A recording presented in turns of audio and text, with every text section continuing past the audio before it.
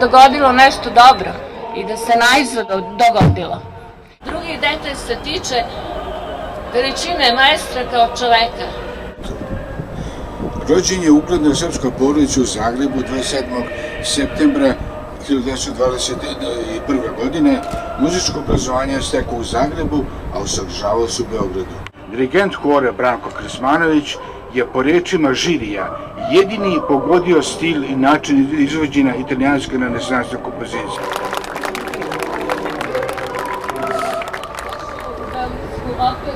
I počeo svoj rad i svoju karijeru. Dakle, okrugloj godišnjici. I na kraju, danas je i tužan dan. Danas je dan kada je preminuo naš maestro Bogdan Babić. Naš druži muzički kritičar Amerike pisao oduševljeno: sada nam je jasno zašto ovaj hor osvaja sve prve nagrade na svetskim takmičenjima. Zato što je sjajan.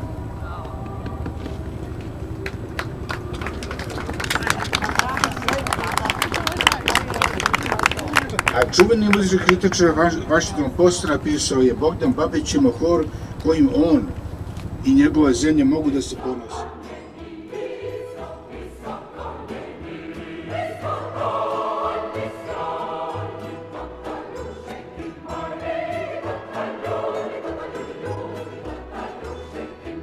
Šta imamo da kažemo za našeg bocu?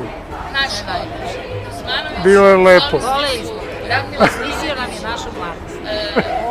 Aleksandra Ivanović.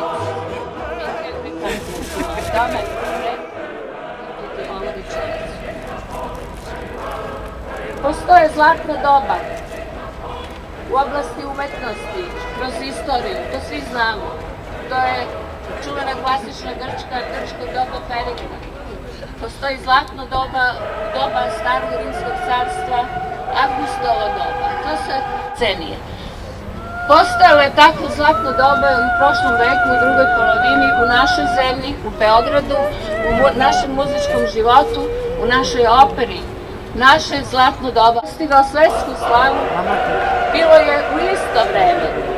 U isto vreme taj hor je pod maestrom Babićem stekao svetsku slavu. Dakle, maestro je svojom karijerom doprineo zlatnom dobu. Vi, dragi Miko, što biste vi rekli za našeg bocu? Bilo je lepo.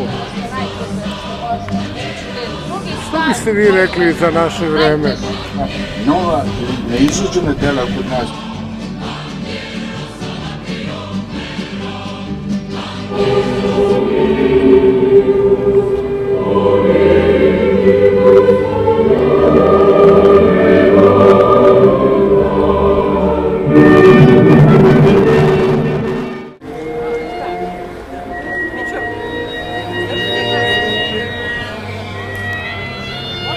Jel bilo lepo u Krsmancu, Vesna?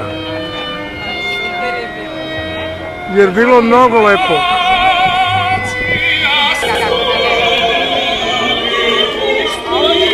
Jer bilo lepo u Krsmancu. Da, bilo je jako lepo. Mislim da je bilo lepo u Krsmancu.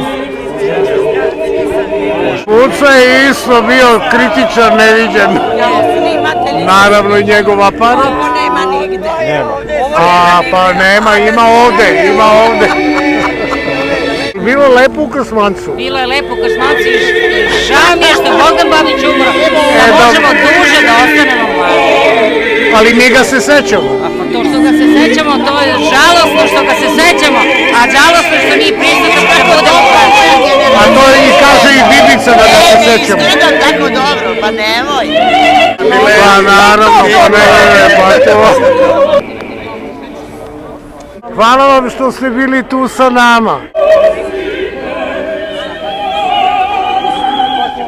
Ne, ali Babić je već se iskazao, ja mislim da je bilo jako lepo. Možda bi Kreza mogao da kaže da nije mnogo bilo lepo. Da, to je moje dete.